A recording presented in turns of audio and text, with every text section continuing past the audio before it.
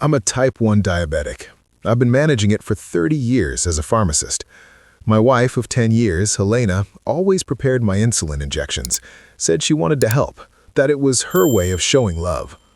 Last month, I started having severe hypoglycemic episodes that shouldn't have been happening. My doctor was confused. My endocrinologist ran every test imaginable. Then I did something that saved my life. I tested my own insulin vials. She'd been giving me triple doses. My wife was trying to kill me. My name is George Sullivan. I'm 66 years old and I spent 40 years as a pharmacist before retiring 3 years ago. I know insulin better than most endocrinologists. I know what it does to the body, how it works, what happens when there's too much, and I know that what was happening to me wasn't natural. Elena and I met at a diabetes support group 10 years ago. I'd been widowed for 2 years. My first wife, Margaret, died of ovarian cancer after 38 years of marriage. 38 years of building a life together, of morning coffee and inside jokes, of raising Claire and watching her grow into a remarkable woman, of growing old together and thinking we'd have more time. Margaret's death destroyed me in ways I hadn't anticipated. The house felt wrong without her. Too quiet, too empty. Her coffee mug still sat in the cabinet where she'd left it. Her gardening gloves still hung by the back door. I couldn't bring myself to move anything. It felt like erasing her. Claire tried to help. She'd fly in from Seattle every few weeks, bring her daughter, fill the house with noise and life. But then they'd leave, and the silence would return, heavier each time. My doctor suggested grief counseling. My friends suggested dating. I did neither. I just existed, going through the motions, measuring out my insulin doses with mechanical precision, eating meals I didn't taste, working in the garden Margaret had planted. The diabetes support group was Claire's idea. "Dad, you need to be around people. You need to talk to someone." So I went, mainly to stop her from worrying. Sat in a circle of strangers and half-listened to stories about blood sugar management and dietary restrictions. That's where I met Elena. She was there greeting her mother, who died of complications from diabetes. She was 42 then, beautiful in a quiet way, with dark hair and kind eyes. She didn't talk much during the group sessions, just listened. But afterward, as people gathered for coffee in the church basement, she approached me. "You were married a long time," she said. Not a question, an observation. 38 years. "I can tell. The way you talk about her, even in past tense, you still see her as present tense, like she's just in the other room." She smiled sadly. "My father was like that after my mother died. He couldn't let go either." We started meeting for coffee after the support group meetings. She'd listen to me talk about Margaret, about the empty house, about how I didn't know how to be alone. She never pushed, never rushed me, never suggested I move on or get closure like everyone else did. She just listened. And slowly, over months, the weight in my chest started to feel lighter. 6 months later, when I finally asked her to dinner, a real dinner, not just coffee after group, she said yes with this gentle smile that reminded me why life was worth living. We dated for a year. She never pressured me to move faster than I was ready. She met Claire, was warm and appropriate, didn't try to replace her mother. She understood boundaries. Looking back now, I wonder if that was all calculated. If her patience was just strategy, her understanding just manipulation. If she saw a grieving widower with assets and planned her approach carefully. We married a year after that. Margaret's death had left me comfortable. The house was paid off, I had a good pension, savings from 40 years of careful living. Elena moved into the house Margaret and I had built together. My daughter, Claire, who lived in Seattle with her family, seemed happy that I'd found someone. "You deserve companionship, Dad. Mom would want you to be happy," she'd said. Elena was wonderful at first. She learned to cook my favorite meals, organized my medications, came with me to my doctor appointments. She was especially attentive about my diabetes. "I lost my mother to this disease. I'm not losing you, too." She insisted on preparing my insulin injections. At first, I did it myself. I'd been doing it for 30 years. It was routine. But Elena wanted to help. "Let me take care of you," she'd say. "You've been taking care of yourself alone for so long. Let someone else share the burden." It seemed loving, caring. I let her. That was my first mistake. The episode started about 6 weeks ago. I woke up one morning drenched in sweat, my heart racing, hands shaking, classic hypoglycemia, low blood sugar. I tested immediately, 38 milligrams per deciliter, dangerously low. I drank orange juice, ate glucose tablets, and within 20 minutes, I was back to normal. "You must have miscalculated your insulin injection," Elena said, concerned. "Or maybe you're becoming more insulin sensitive. It happens as we age." I'd thought the same thing, adjusted my doses, monitored more carefully, but it happened again 3 days later, then again a week after that. Each time my blood sugar would plummet to dangerous levels that could cause seizures, coma, death. My endocrinologist, Dr. Patricia Chen, was puzzled. "George, your A1C is perfect. Your blood sugar logs look great. These hypoglycemic episodes don't make sense with your current regimen." She ran tests, kidney function, liver enzymes, hormone levels. Everything came back normal. "Maybe you need to reduce your insulin doses.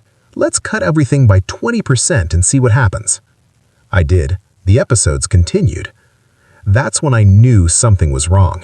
As a pharmacist, I understood insulin pharmacology better than most. I knew my body, knew my patterns. This wasn't natural variation. This was something else. I started keeping detailed logs, not just blood sugar readings, but times, symptoms, what I'd eaten, how much insulin Elena had given me. I logged everything in a notebook I kept hidden in my study. A pattern emerged within a week. The severe episodes always happened after Elena prepared my evening insulin injection, never after the morning dose, which I still did myself. Always evening. I didn't want to believe it. This was my wife, the woman who'd brought joy back into my life after Margaret died, the woman who held my hand during doctor appointments, who learned everything about diabetes to help manage my condition. But I'm a scientist, and the data didn't lie. I waited until Elena went out for her book club meeting. She went every Tuesday evening. Then I went to my study, pulled out my pharmacy supplies I'd kept from working days, and did something I never thought I'd have to do. I tested the insulin in the vial Elena had been using. Pharmacists learn to recognize medications by sight, by viscosity, by hundreds small details. I drew up a sample, examined it under my microscope, and ran a simple glucose oxidase test. The concentration was wrong, not slightly wrong, dramatically wrong. The vial was labeled as containing 100 units per milliliter of insulin, standard concentration, but when I tested it, the actual concentration was roughly 300 units per milliliter. Someone had concentrated it, deliberately, methodically, turning what should have been a therapeutic dose into a potentially lethal one. My hands shook as I tested the other vials Elena used for my evening injections. Same result. Every single one had been tampered with. My wife was poisoning me. Slowly, carefully, making it look like my diabetes was becoming unstable, that I was having natural complications, and eventually, one of these episodes would be severe enough that I wouldn't wake up. Death by hypoglycemia. Natural causes for a diabetic man in his 60s. I sat in my study for an hour, staring at the test results. 40 years as a pharmacist, and I'd never imagined I'd be using my knowledge to prove someone was trying to kill me. The question was why. I knew the answer before I even finished asking. Money. I pulled up my financial records on my computer. The house was worth about $800,000, paid off. I had retirement accounts totaling $1.3 million, a life insurance policy for another $1 million, total estate value, roughly $3 million. Elena was my wife. If I died, she'd inherit everything. We'd never signed a prenuptial agreement. I'd trusted her completely. My will left everything to her, with the understanding she'd eventually pass it to Claire when her time came. But people don't always honor those kinds of understandings. I needed more information. I pulled Elena's laptop from the den. She'd left it charging, hadn't taken it to book club. I knew her password. We'd been married 10 years. We shared everything, our finances, our calendar, our lives. She'd never hidden anything from me, or so I'd believed, or so I'd thought. I opened her laptop, my hands shaking slightly. This felt like a violation, like crossing a line I couldn't uncross. But someone was trying to kill me, and I needed to know who was helping her. Because Elena wasn't smart enough to plan this alone. Not the insulin concentration, not the careful dosing that would mimic natural diabetic complications. Someone with medical knowledge had helped her. I opened her email, started searching. Recent messages were mundane. Book club coordination, grocery delivery confirmations, Facebook notifications. I went deeper, searching for keywords. Insulin, diabetes, hypoglycemia. Marcus. Marcus. Her brother. She'd mentioned him once or twice over the years. Marcus lived in Denver, worked in construction, was going through a divorce. She'd been vague about him, changed the subject when I asked questions. Now I understood why. I found what I was looking for within 10 minutes. A separate email folder hidden in her settings, labeled Personal. I clicked it open. Email thread between Elena and someone named Marcus. Subject line, The Plan. My mouth dried. I opened the first email, dated 6 months ago. Marcus, I can't keep waiting. He's healthy, active, could live another 20 years easily. I don't have 20 years to wait for that money. We need to move forward with what we discussed. Marcus's reply came 2 days later. Are you sure? It's risky. If anyone suspects, if they do an autopsy. They won't suspect anything. He's a diabetic. Hypoglycemic episodes are common, especially in older patients. The medical examiner will see a 66-year-old man with type 1 diabetes who died of diabetic complications, natural causes. They might not even do an autopsy. And even if they do, insulin breaks down quickly in the body. After a few hours, it's almost impossible to detect in toxic levels. I just need to make sure he's dead long enough before I discover him. Marcus, and you're sure you can do this? Actually kill him? Long pause in the email thread. 3 days before Elena responded. He's not a bad man. I don't hate him, but I need that money, and you need that money. This is the only way. I'll make it as painless as possible. He'll just go to sleep and not wake up. No suffering. Almost merciful, really. Merciful. She called murdering me merciful. I kept reading, my stomach churning. Email after email, detailing their plan, how Elena had researched insulin overdose deaths online using private browsing so I wouldn't see her search history, how she'd learned that concentrated insulin was nearly untraceable after death, especially if the body wasn't found for several hours, how she'd been practicing drawing up precise doses, making sure she could administer 3 times the normal amount without it being visually obvious in the syringe. Marcus had sent her articles about insulin murders, case studies where people had been caught, where they'd made mistakes. Elena studied these like homework assignments, learning from others' failures. The key is gradual escalation. Start with slightly elevated doses to create a pattern of instability, get the doctors concerned about his glucose control. Then, when the fatal dose happens, it looks like natural progression of his disease.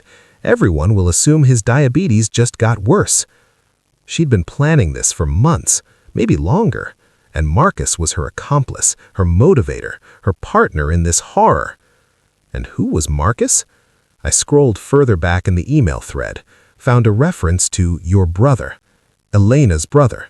She'd mentioned him once or twice over the years. Marcus lived in Denver, worked in construction, was going through a divorce. She'd been vague about him, changed the subject when I asked questions. Now I understood why. I found what I was looking for within 10 minutes, a separate email folder hidden in her settings, labeled Personal. I clicked it open. Email thread between Elena and someone named Marcus. Subject line, The Plan. My mouth dried. I opened the first email, dated 6 months ago. Marcus, I can't keep waiting. He's healthy, active, could live another 20 years easily. I don't have 20 years to wait for that money. We need to move forward with what we discussed. Marcus's reply came 2 days later. Are you sure? It's risky. If anyone suspects, if they do an autopsy. They won't suspect anything. He's a diabetic. Hypoglycemic episodes are common, especially in older patients. The medical examiner will see a 66-year-old man with type 1 diabetes who died of diabetic complications. Natural causes. They might not even do an autopsy. And even if they do, insulin breaks down quickly in the body. After a few hours, it's almost impossible to detect in toxic levels. I just need to make sure he's dead long enough before I discover him. Marcus. And you're sure you can do this? Actually kill him? Long pause in the email thread. 3 days before Elena responded. He's not a bad man. I don't hate him, but I need that money, and you need that money. This is the only way. I'll make it as painless as possible. He'll just go to sleep and not wake up. No suffering. Almost merciful, really. Merciful. She called murdering me merciful. I kept reading, my stomach churning. Email after email detailing their plan, how Elena had researched insulin overdose deaths online using private browsing so I wouldn't see her search history, how she'd learned that concentrated insulin was nearly untraceable after death, especially if the body wasn't found for several hours, how she'd been practicing drawing up precise doses, making sure she could administer 3 times the normal amount without it being visually obvious in the syringe. Marcus had sent her articles about insulin murders, case studies where people had been caught, where they'd made mistakes. Elena studied these like homework assignments, learning from others' failures. The key is gradual escalation. Start with slightly elevated doses to create a pattern of instability, get the doctors concerned about his glucose control. Then, when the fatal dose happens, it looks like natural progression of his disease. Everyone will assume his diabetes just got worse. She'd been planning this for months, maybe longer, and Marcus was her accomplice, her motivator, her partner in this horror. And who was Marcus? I scrolled further back in the email thread, found a reference to your brother, Elena's brother. She'd mentioned him once or twice over the years. Marcus lived in Denver, worked in construction, was going through a divorce. She'd been vague about him, changed the subject when I asked questions. Now I understood why. I found what I was looking for within 10 minutes, a separate email folder hidden in her settings labeled Personal. I clicked it open. Email thread between Elena and someone named Marcus. Subject line, The Plan. My mouth dried. I opened the first email, dated 6 months ago. Marcus, I can't keep waiting. He's healthy, active, could live another 20 years easily. I don't have 20 years to wait for that money. We need to move forward with what we discussed. Marcus's reply came 2 days later. Are you sure? It's risky. If anyone suspects, if they do an autopsy. They won't suspect anything. He's a diabetic. Hypoglycemic episodes are common, especially in older patients. The medical examiner will see a 66-year-old man with type 1 diabetes who died of diabetic complications, natural causes. They might not even do an autopsy. And even if they do, insulin breaks down quickly in the body. After a few hours, it's almost impossible to detect in toxic levels. I just need to make sure he's dead long enough before I discover him. Marcus. And you're sure you can do this? Actually kill him? Long pause in the email thread. 3 days before Elena responded. He's not a bad man. I don't hate him, but I need that money, and you need that money. This is the only way. I'll make it as painless as possible. He'll just go to sleep and not wake up. No suffering. Almost merciful, really. Merciful. She called murdering me merciful. I kept reading, my stomach churning. The wire was installed the next morning. Tiny microphone clipped inside my shirt collar, transmitter in my pocket. Detective Morrison and 2 other officers set up surveillance in an unmarked van down the street. Just act normal, Morrison said. If she brings up your health, your diabetes, anything related to the plan, engage with her. Get her talking. I went about my day as usual. Read the newspaper, worked in the garden, made lunch. Elena came home from running errands around 3 in the afternoon. How are you feeling today? She asked, putting away groceries. Any more episodes? Actually, I've been feeling a bit off all day. I watched her face carefully. Shaky, weak. I'm worried the dose adjustments aren't working." Her expression flickered. Was that concern or anticipation? "Maybe you should lie down," she suggested. "Rest before dinner. I'll prepare your evening insulin. Make sure everything's measured perfectly." "You're always so careful with my medications. I don't know what I'd do without you." "That's what wives are for," she said, smiling, "taking care of their husbands." That evening, I watched her prepare my insulin injection. She pulled out the vial, one of the concentrated ones I had tested, drew up what looked like my normal dose, but I knew it was triple the concentration. "There we go," she said, bringing the syringe over. "Let's get you taken care of." I took the syringe from her. "Actually, I've been thinking. Dr. Chen suggested I start doing my own injections again. Says it's good for my independence, my sense of control over my disease." Elena's smile tightened. "But I like helping you." "I know, and I appreciate it. But maybe it's time I took back some responsibility." I made a show of examining the syringe. "This looks like more than usual. Did you adjust the dose?" "Just a little. You've been having those episodes. I thought you might need more coverage." More coverage. That's how she was justifying triple doses to herself. Medical terminology to mask murder. "Elena, can I ask you something?" I kept my voice gentle, curious. "If something happened to me, if my diabetes got worse, if I had a severe episode, what would you do?" "I'd call 911, of course, get you to the hospital." But her eyes shifted away from mine. A tell. After 10 years of marriage, I knew her tells. "And after, if I didn't make it?" Long pause. She set down her coffee cup, folded her hands. "George, why are you talking like this? You're scaring me." "I'm 66. I'm diabetic. These things happen. I just want to make sure you'd be taken care of. Financially, I mean. You know you inherit everything, right? The house, the savings, the life insurance, all yours." "I don't like thinking about this." Her voice was tight, controlled, but I could see the calculation in her eyes, the mental math she was doing. "But you have thought about it, haven't you?" Her face went pale. "What are you asking me?" "I'm asking if you've planned what you'd do with $3 million. I set the syringe down on the table between us. "I'm asking if Marcus has helped you plan it." The silence that followed was absolute, the kind of silence that confirms everything.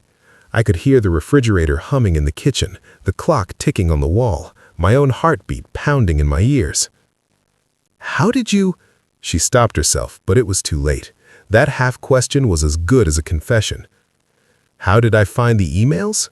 I'm your husband, Elena. I know your password, and I'm a pharmacist. I tested the insulin. I know what you've been doing." She sat down heavily, all pretense gone. For a long moment, she didn't speak. Then, "He's going to kill me if I don't get that money.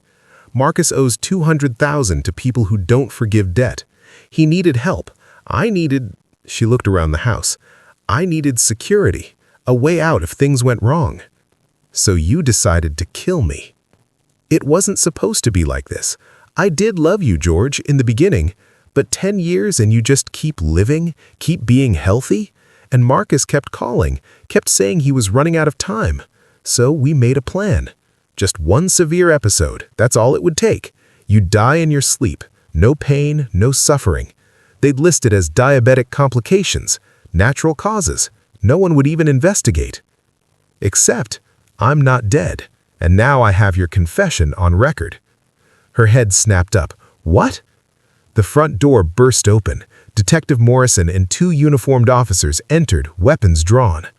"Elena Sullivan, you are arrested for attempted murder, conspiracy to commit murder, and tampering with prescription medication." Elena's face went from pale to white. She tried to run toward the back door, but one of the officers caught her, cuffed her hands behind her back. "You recorded me?" She stared at me with something between betrayal and rage. "You were poisoning me," I said quietly, "for money. Yes, I recorded you." They took her away, read her rights, loaded her into a patrol car. The neighbors came out to watch, confusion and shock on their faces. Nice neighborhood. Things like this didn't happen here. Except they did. They happened everywhere. Detective Morrison stayed behind to take my statement. We'll pick up Marcus within the hour. The emails and her confession give us everything we need. George, you did the right thing. You saved your own life. I know, but I didn't feel triumphant. I felt empty, betrayed, tired. The investigation took 3 months. Elena's laptop provided a treasure trove of evidence, emails, searches about insulin overdose, even a draft obituary she'd written for me. Marcus was arrested in Denver, trying to board a flight to Mexico. In his apartment, police found detailed financial records of his gambling debts and a written agreement between him and Elena about how they'd split my estate. Both were charged with conspiracy to commit murder, attempted murder, and financial fraud. Elena also faced charges of elder abuse. Apparently, in legal terms, trying to kill your 66-year-old husband for his money qualified as elder financial exploitation. The trial was brief but intense. Elena's lawyer tried every angle, argued the emails were just venting, that the insulin tampering was accidental, that her confession was coerced. But the evidence was overwhelming. Dr. Patricia Chen testified about my unexplained hypoglycemic episodes. A pharmacology expert examined the tampered insulin and testified, the concentration was 300 units per milliliter, 3 times standard. This wasn't an accident. This was a weapon designed to kill. Then the prosecutor played the recording. Elena's voice filled the courtroom. Marcus kept calling, kept saying he was running out of time, so we made a plan. Just 1 severe episode, that's all it would take. You'd die in your sleep. Natural causes. No one would even investigate. Claire testified about my phone call, her voice breaking. My father trusted Elena completely, and she used that trust to try to murder him for his money. The jury deliberated for 4 hours. Guilty on all counts. Elena got 25 years for attempted murder. Marcus got 15 for conspiracy. Both were ordered to pay restitution for medical costs and emotional distress, though I knew I'd never see that money. I sold the house, couldn't live there anymore, bought a smaller place closer to Claire in Seattle, started over at 67. Claire visits often now, brings my granddaughter every weekend. We cook together, garden, go for walks. Simple things Elena tried to take away permanently. I attend new diabetes support groups in Seattle, share my story as a warning. Elder financial abuse is real. Medical exploitation is real. The people you trust most can become predators when money's involved. I've learned that real love doesn't measure life in dollars or calculate inheritance projections. Real love wants you alive, healthy, present, not as a financial asset waiting to be liquidated. I'm 67 now, managing my diabetes with the same care I've practiced for 31 years. Testing my own insulin, preparing my own injections, trusting no one else with medications that keep me alive. I volunteer at the hospital pharmacy now, mentoring young pharmacists, teaching them about vigilance, how medications can be weapons in wrong hands, how pharmacological knowledge can save lives, even your own. My message is simple. Trust your instincts. If something feels wrong with your medications, your symptoms, your treatment, investigate. You know your body better than anyone. If you're diabetic, learn everything about insulin. Test your supplies. Monitor your care. Protect yourself. Set up safeguards. Give financial power of attorney to someone outside your household. Have regular contact with family not living with you. Document everything. Because predators exist. They wear familiar faces, speak loving words, measure your worth in estate valuations. They count the years you have left and calculate how to shorten them. Elena almost succeeded, but she made one critical mistake. She tried to poison a pharmacist. I'm alive because of my knowledge, my willingness to believe evidence even when it broke my heart. I'm sharing my story so others might recognize warning signs before it's too late. My name is George Sullivan. I'm a 67-year-old retired pharmacist, father, grandfather, and survivor. If someone in your life shows unusual interest in your medications, your finances, your mortality, be careful. Document everything. Trust your instincts. Protect yourself. Not everyone who says, "I love you," means, "I want you alive." Sometimes they mean, "I want what you're worth," dead.